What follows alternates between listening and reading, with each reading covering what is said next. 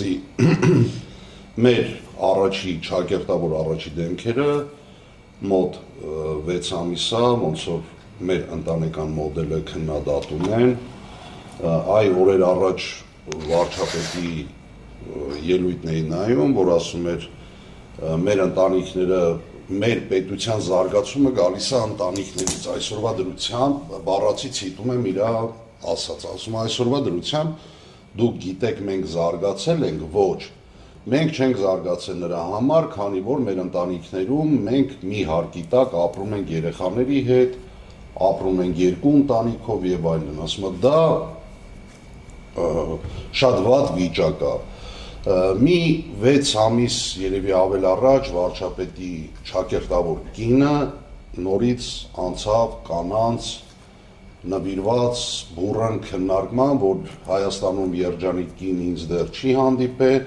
մեր կնանիք ապրում են ամուսնանալու, երեխա ծնելու, դաստիարակելու համար։ Մենք ունենք ավանդույթներ, մենք ունենք ազգային արժեքներ, որոնք որ երկար տարիներ դարերով մեր մոտ սերմանած է։ Մեր երեխաների դաստիարակությամբ զբաղվում ենք անձամբ մենք ծնողներս։ Ինչ տարիք էլ ուզում է լինի երեխան, նա մնում է քո համար երեխա։ Բնականաբար կուզենայի անդրադառնայինք այս թեմաներին, որովհետև չի կարելի վերցնել պարտականություն ունենալ երեխա եւ ինչ-որ մի տարիքից այդ երեխային թևից բռնել հանել շպրտելուց, ասել դու արդեն մեծ ես, գնա ապրի։ Մանավանդ այս երկրում, որ օրեցօր աճում է հանցագործությունները, չկա հետևող երեխաներին, այսօր մեր մոտ բավականին շատ կա ինչա նարկոտիկներ եւ այլն կլուբներ, փաբեր,